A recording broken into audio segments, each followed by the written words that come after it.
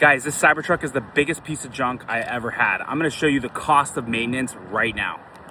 Check this out. Windshield wiper fluid, oh my gosh, that's absolutely insane. Why would they charge me for that? This should come included. Looks like 2 for $8, but I only need 1. Can you believe this? $5.49 for windshield wiper fluid. This is absolutely insane. And of course, they called my Cybertruck over to put this in. Absolutely wild that they would charge me so much money to freaking maintain this vehicle. All right, guys, this thing came to me. So now it's time to do the worst part and try to maintain this thing. Let's open this up. Absolutely wild that they would literally charge me for this, right?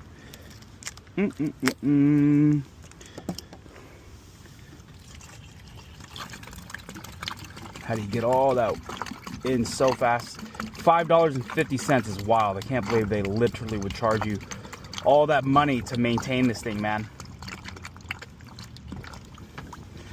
Jeez. Let's close this, man. This is crazy. What a piece of junk. Crazy that they would charge you that much money.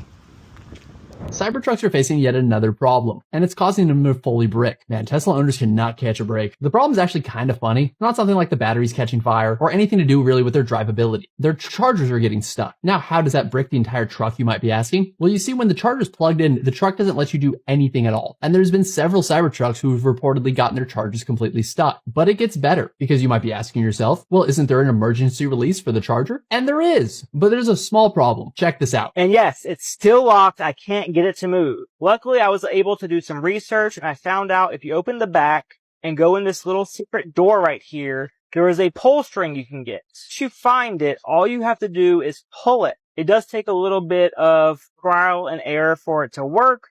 I may have honestly broke it between me and you, but the charger did come out. That's the best thing. So not only was his truck completely bricked, but he had to break his truck to fix it. And you know what makes things worse? His literal next video is that it got stuck again. A couple of days ago, my Cybertruck completely broke down and forced me to have it towed to the nearest service center. So after all of that, how much did it cost me to fix my Cybertruck and get it running again? They told me the issue was the power converter, which put the big power of the battery into the small power of the electronics, and this is the exact definition of what was wrong with it. But in order to get my truck to the service center, I had to get it towed over 70 miles away from the parking lot that I broke down in. So take your guesses down below how much you think it costs for me to get the truck towed from here to the service center, get everything fixed in order to get the truck running again, and then go get it. How much do you think that cost me as somebody who's owned this Cybertruck for over a year? Well, if you guessed $0, you'd be correct. Here's the receipt right here. It cost me absolutely nothing, including the tow bill. The tow bill was completely free and covered by Tesla. So yeah, even though the Tesla Cybertruck broke down on me, it was pretty good because it cost me literally nothing for it to get fixed. Oh, the Cybertruck. One of the greatest mistakes I ever made in purchasing anything was buying the Cybertruck. You know why I bought it? Because I love the car and because the hype around the car when it first launched. I wanted to be one of the best people to own it. And guess what? I paid double of the price on this Cybertruck. Guess how much I paid? I paid 300 million naira in naira, and that's 200k USD in US dollar. This car is going for $100,000 in the US. I paid 200k. Now I still feel some pain, but the fact if you have the money, why not do it? Remember this quote: the money you earn that you don't spend is not for you. Take off. How about that? What was it like when the dude threw steel balls at the window and they were supposed to not break and it broke? I think I muttered under my breath. You didn't get mad though. You didn't Steve Jobs it. So we practiced this just hours before the demo. Both Franz and I were in the studio throwing steel balls at the window and just bouncing right off. I'm like, okay, this seems pretty good. Seems like we got it. Okay. We think what happened was that when Franz hit the door with the sledgehammer, we think that cracked the corner of the glass. And then once you crack the corner of the glass, then you're just game over. But didn't go through though. My Tesla Cybertruck is rusting. Yes, after a year of ownership, after a year of praise, I've been hiding this from you all. So if we take a look at the outside, this super durable, custom-made stainless steel alloy, It's perfect. Like, I've run it through the car wash dozens and dozens of times. It looks great. It does get fingerprints, but that comes right off in the car wash. There's no paint swirls because the Cybertruck doesn't have paint. So I've actually been hiding the rust under here. This is not something that should be happening to such a new vehicle, right? Like, look at that. That is unacceptable. In my personal experience, and just having common sense, it's very common for this area to rust. I've seen brand new vehicles from every make and model, from every car manufacturer, get rust in here. I'm not afraid to get my hands dirty. Y'all love to make comments about me being a sissy or being less of a man because of this. Obviously, it doesn't hurt you. It's just a pain in the butt to wash off. It's grease. Does anybody actually want grease on their hands? Not me.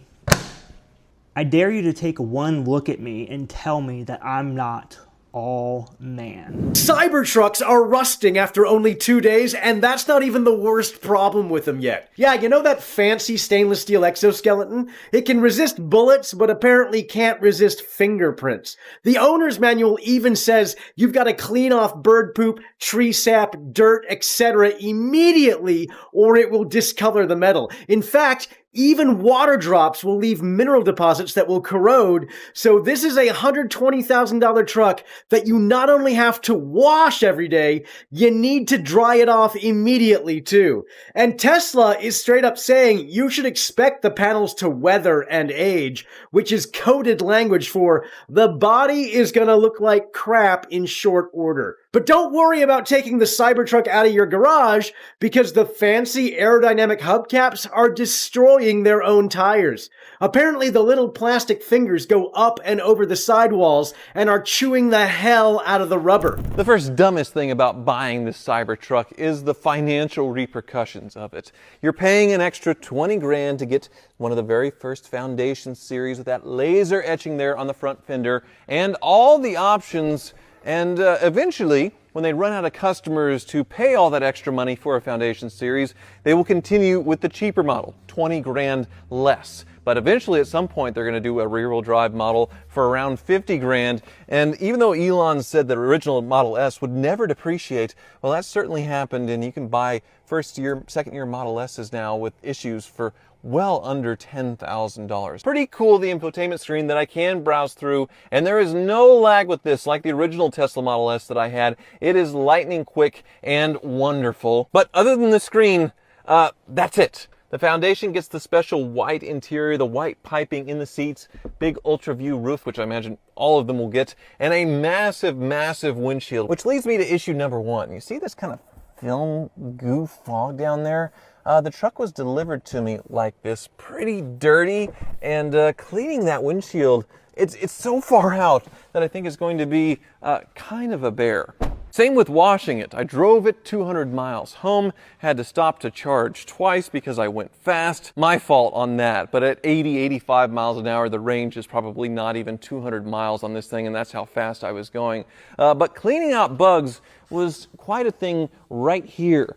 Bugs seem to get trapped in between the stainless steel and the light bar, and you can see it's kind of just stuck in there. I'll have to dig it out with a Q-tip or something like that. It's just catching and attracting bugs, and they're going into this pit of nowhere, but actually wiping it off is pretty easy. And the windshield wiper is just the biggest, most ridiculous thing I have ever seen. But when I was looking at it, I did notice that I do have a spot of rust on my Cybertruck. You think I'm kidding? I'm not. That isn't dirt. I didn't plant that. This razor edge here on the Cybertruck has a bit of corrosion on it.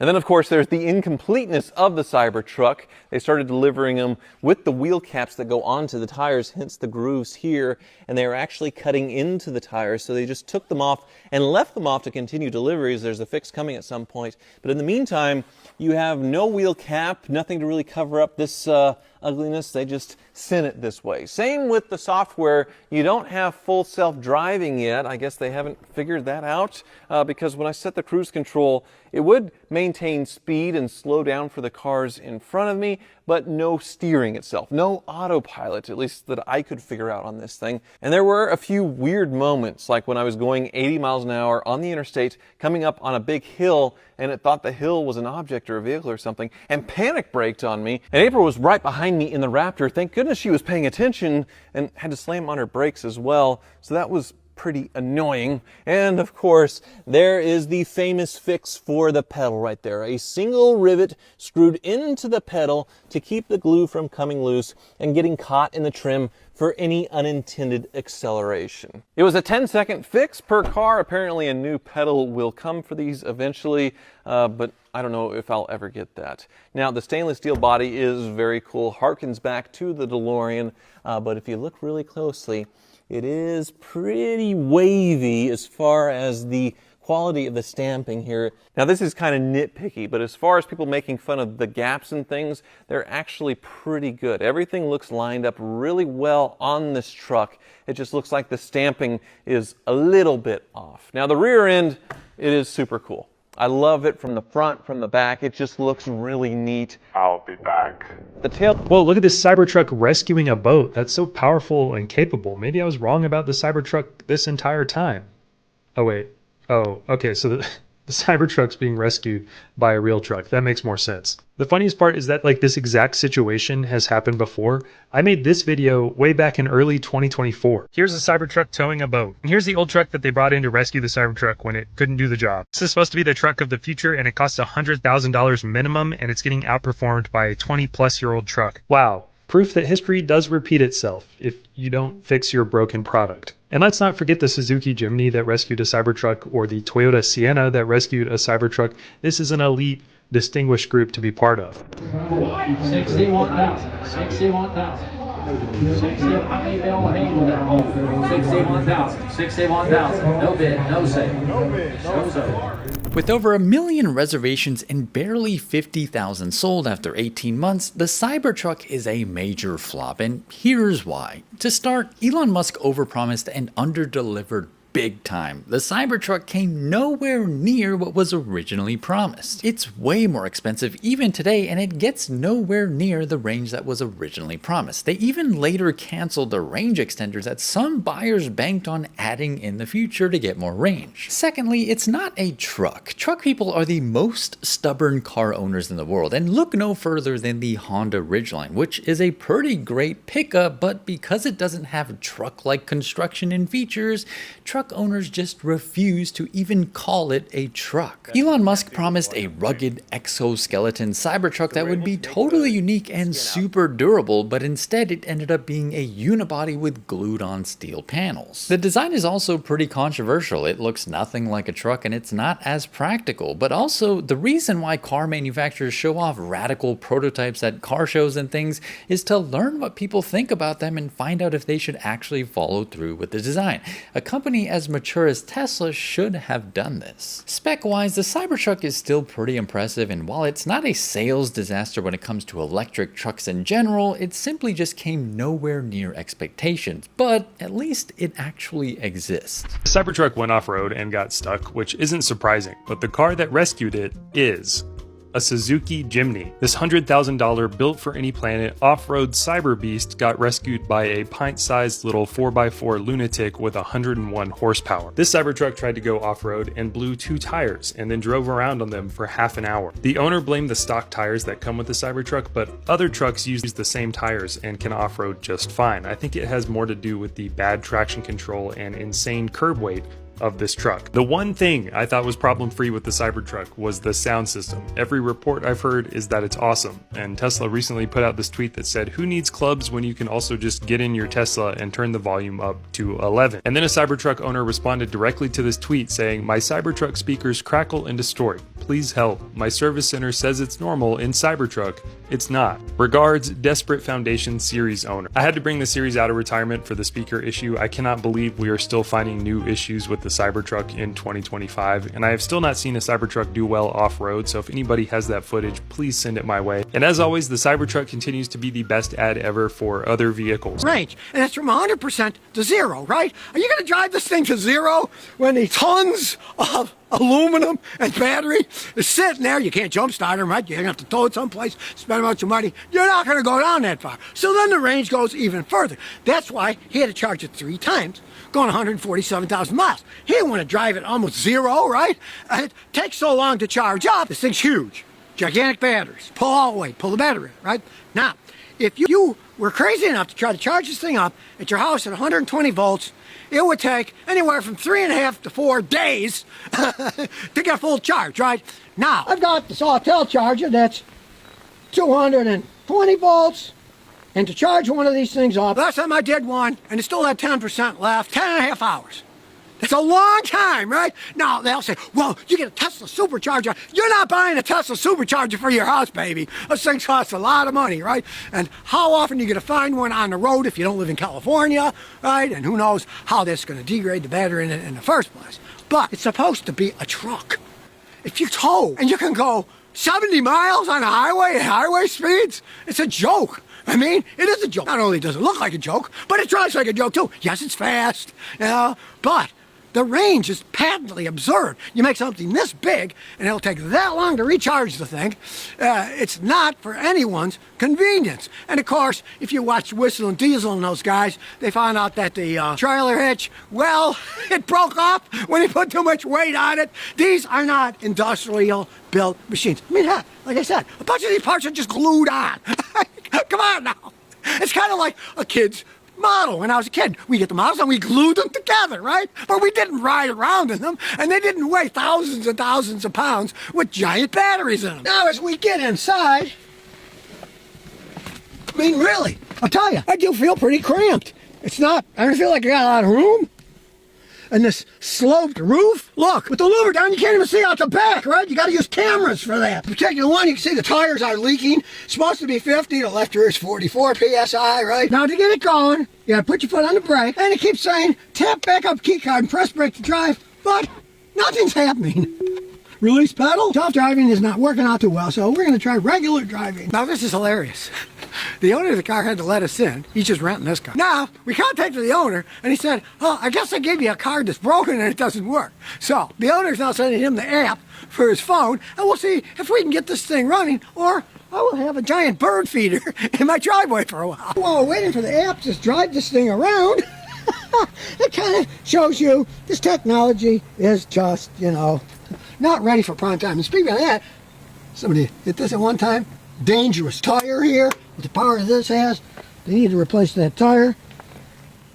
That happened a while ago, you can tell that. About the price of these giant tires when they wear out, and they will wear out relatively quickly. You'll only get 10 to 20,000 miles out of a set of tires, and when you got to change them, you're talking about $2,000 to $2,500 for a set of tires installed and balanced. And don't even get started on what it costs to insure these things. Some companies won't even insure them because they're so heavy, they can cause serious damage. And of course, it's a Tesla with a giant battery on the bottom.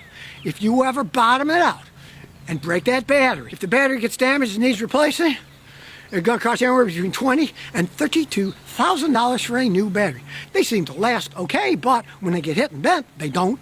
And then either you, if you're out of warranty, you're going to have to pay for it, or if your insurance doesn't cover it, you got to pay for it. And if holy shit, this thing truly is a pile of shit.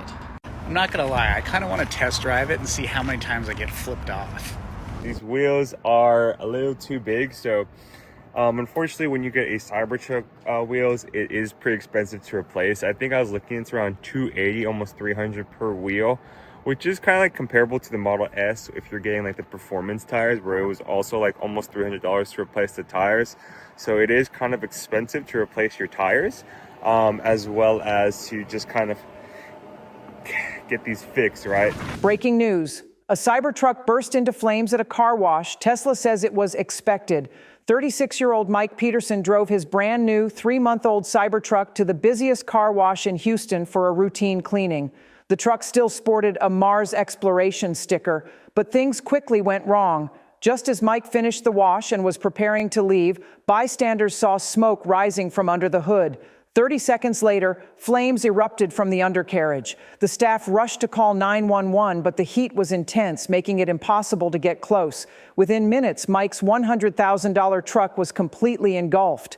Mike had reported water leaks and electrical issues to Tesla just days before. The company responded, "Water ingress is normal." After the fire, Tesla's official statement, "This was an expected outcome due to moisture. Regular maintenance is essential." To make matters worse, the insurance company denied the claim, saying, "Special mechanical failures must be determined by the manufacturer first." The car wash, forced to shut down, filed a $50,000 claim for damages.